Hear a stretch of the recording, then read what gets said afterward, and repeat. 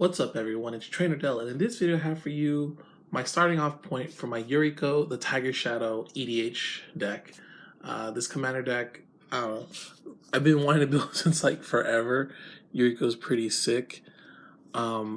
She has that commander ninjutsu, which is super unique and just really cool. And she gains advantage by basically drawing cards whenever her or another ninja deals combat damage to a player, and then you can damage them for the CMC of the top card you show off, like you reveal.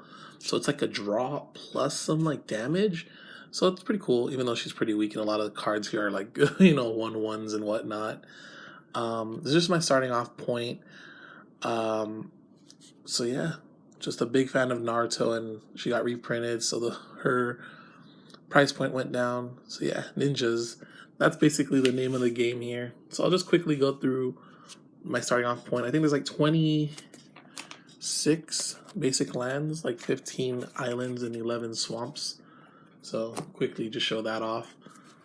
And we got like a bunch of the 1/1 creatures like Miss Cloak Herald, can't be blocked. Spectral Sailor, it has flying, so some sort of evasion. Flash, but also the 3 and a blue to draw card, not bad. Dump my mana into late in the game. Siren Store Tamer just basically has, again, flying for some sort of evasion. Fairy Seer, one of the best cards actually in the deck, basically because whenever it enters you scry 2, so you can get some good scries when you first get this off, and then if you swing and no one can block it and you switch it out for Yuriko and then cast it again, basically to scry 2, so you can kind of like control your top deck. That's part of the reason why this deck is kind of fun too, controlling the top deck. And a little control, a little like craziness, Terramander, it has flying. Yeah, just evasion. Card that I would think I would take out later on. Hypnotic Siren, 1 for a 1/1 flyer as well, but you can bestow it, which is 5 and 2 blue, to enchant a creature, and then you take control of it, and that creature gets flying. Slitherblade, can't be blocked. Changeling Outcast, it can't be blocked and it can't block, but also because it's a shapeshifter, it counts as a ninja. River Sneak just can't be blocked, but whenever another merfolk enters the battlefield, it gets a +1/+1. Not that it really matters. Another card that, maybe I might drop because it takes 2. These ones, the owl package, I feel like I can't take these out. I'll just quickly go. Spire, Sage, and Augury. All the owls, they're so good. Just for 1 generic and a blue, this one you get to look at the top 4 cards, and scry 3. So really helps with, again, top deck manipulation and having fun with that. Night Veil Sprite, whenever it attacks, you get to surveil. So pretty cool. Has flying evasion. You can again set up the top deck. Inkfathom Witch. It has fear. So another kind of evasion, but 2 blue and a black, and each unblocked creature becomes 4/1. So, that's still pretty cool. All your evasion creatures, if you need to, you can basically pump the team. They're all kind of small creatures with low casting costs, so you can just sink your mana into that. Tetsuo, Umezawa the Fugitive. Basically, creatures you control with power or toughness 1 or less can't be blocked. So that's really good because basically everything is like a 1/1. I mean, even Yuriko herself. So they partner or play well with each other. Thalakos Seer, however you want to say, 2 blue, has shadow, so some form of evasion. But whenever it leaves play, it draws a card, so that's cool because you can swing, and if it goes unblocked, bounce it and basically draw a card. Thassa's Oracle, here for a 2-card combo, basically. Not that I'm proud of that 2-card combo, but it's just something to have. It's one of those things, like, I feel like 1 combo is fine to have in a deck. Baleful Strix, really good card. Whenever it enters the battlefield, draw a card. Flying Death Touch. So again, if play it, you draw a card, bounce it back with Yuriko or any other ninjutsu, and then recast it later to draw a card. Dimir Infiltrator is unblockable, but also has Transmute, so I could use, pay the 3, the 1 blue and black, to basically search for another card with converted mana cost 3. Like Walker of the Secret Ways, or of Secret Ways, where whenever it deals combat damage, I can look at a player's hand. Also, I can return a target ninja I control to its owner hand. So it's a way to get back Yuriko or stuff to do bouncing and stuff. So it's cool. And it doesn't need to tap. It's just a normal activated ability. Phantom Ninja. He's just a ninja. I mean, he actually doesn't work well in the deck because that 2 blue sometimes doesn't do great. But the fact that it's a 2/2, I know it can't be blocked, so that's good. But it's just 3. So another card that I think I would cut out because I feel like I put a lot of creatures in here so I can get the Jutsu off. But something I would take out if I got a better card. Ninja of the Deep Hours. Just whenever it deals combat damage, draw a card. So pretty cool. And then Jutsu, usually casting it for that, not the 4. Moonblade Shinobi. Whenever it deals combat damage, you get the 1/1 illusion. It's alright. Just these are the ninjas. The ninjas are the higher CMC stuff. Azure Smoke Shaper. Whenever it enters the battlefield, target creature you control gains indestructible. It's alright. Ingenious Infiltrator. Ninjutsu for just Dimir. And whenever a ninja you control deals combat damage, draw cards. So this, with Yuriko and stuff, helps you just refill your hand. Oh man, this card, not a ninja, but man is it sick. Notion Thief has Flash, 2, and a Dimir. If an opponent would draw a card, except the first one he or she draws in each of his or her draw steps, instead that player skips the draw and you draw a card. So there's so many times later in the game where, opponents are set up, they have like a value engine going, and dropping this down, oh, it's so funny. Because you just sit there and be like, handle it. I'm going to draw cards. Ninja of the New Moon really has nothing going for it, but it has the 6/3, so 6 damage is cool, but no other abilities. I mean, if Yuriko's on the field, it's still pretty cool because you can get more damage off. A card that I'm thinking about dropping also when I get like better support cards. Fallen Shinobi, 3 in a Dimir, but 2 in a Dimir for its ninjutsu. Whenever it deals combat damage, that player exiles the top 2 cards of the library, and then you may play those cards without paying their mana costs. So at first I was like, iffy about it, but just, you may whiff, but at the same time, you could get something. So it's not too bad. You can't control your opponent's top deck like you can control yours, but, it's fun. Silent Blade Oni, that's a huge casting cost of 3, 2 blue, 2 black. But, this is a little more manageable with 4 and a Dimir. But it has one of the better effects, also being kind of beefy at 6/5. And whenever it deals combat damage to the player, you look at that player's hand, cast a non-land card in it without paying its card's mana cost. So again, you don't know what is in their hand usually, but it's pretty cool. Used well with the with this one, because whenever you deal with combat, you get to look at the player's hand. So if you know they have something, or if you don't know they have something earlier in the game, could work out for you, whatever. Scour Possibilities and Sorceries. The Scry 2 draw card, just to help with the top deck. Dream Cache.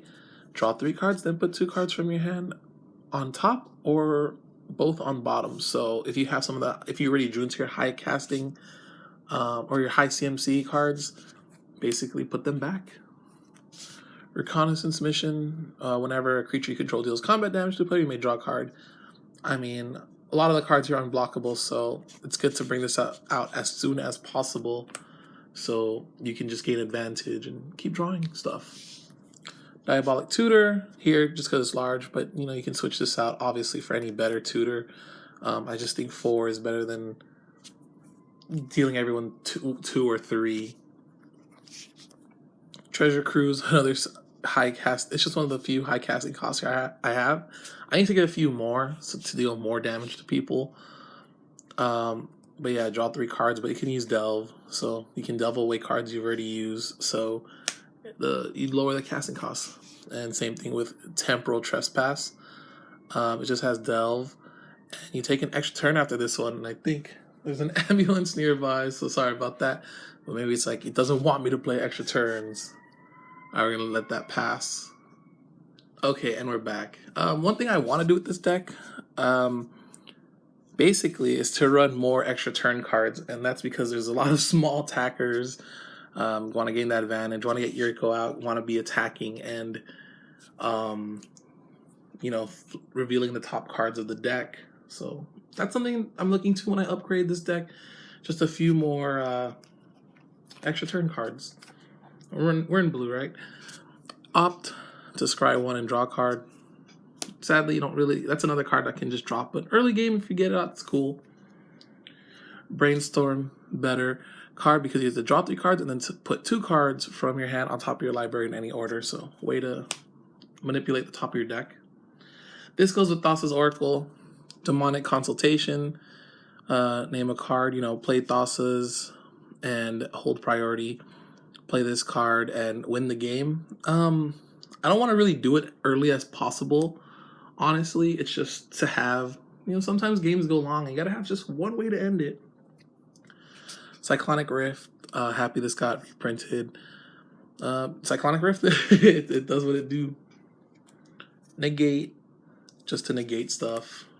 Counterspell, because it's Counterspell, and 2 blue to counter anything. Pretty good. Telling Time, look at the top 3 cards of your library, put one of those cards into your hand, 1 on top of your library and 1 at the bottom. So again, manipulate the top deck, but also draw something. Reality Shift, just one of my few removal spells. I'm not playing too many in here, but gotta have some. Perplex, counter target spell unless the controller discards his or her hand, and it has Transmute as well, 1 in a Dimir to get something of CMC 3. Counter Squall. I think I put Transmute a little too early. Oops.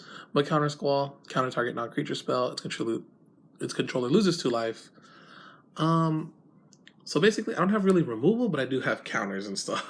So that's what it's here for. Although this is a removal. Destroy target creatures, convert mana cost 3 or less, or return a target creature to its owner hand. Basically to, you know, get rid of problematic creature that might be standing away to block. Commit to Memory. So basically, put a target spell or non-land permanent on the top of its owner's library, second from the top. So a way to manipulate top deck, but also Aftermath. Each player shuffles his or her hand and graveyard into the library and draws 7 cards. So it's one of my few wheel effects. I think this is what, 6 and 4. So it's a 10 CMC card. So it can deal 10 damage. Mystic Confluence for that 5 CMC. Choose 3. Counter target spell unless controller plays 3. Return target creature to its own hand and draw a card. So, you know, counter, draw card, all good. Ad nauseum. Basically, a lot of the stuff here are, you know, lands and small CMC stuff. So, you know, basically you can go for the small stuff and draw those out. So that'd be cool and get those out of the way and add those to your hand. But hitting the big stuff will kind of hurt a little bit. It's alright. Mystic Remora to draw cards. Cunning Evasion to return back, like if they do block Yuriko or something, return it back to the hand. Rhystic Study, because it's Rhystic Study, and in blue it's just needed. Ley Line of Anticipation. I don't have a Dalkin Ori, but it basically does the same thing. And if I draw my opening hand, you can just cast it for free. One of the MVPs here, Sensei's Divining Top, you know, basically just manipulation right there. I think Yuriko and Sensei's Divining Top have to go hand in hand. Soul Ring, Wayfarers, because we're playing in Dimir colors, so not a lot of ramp. Mindstone,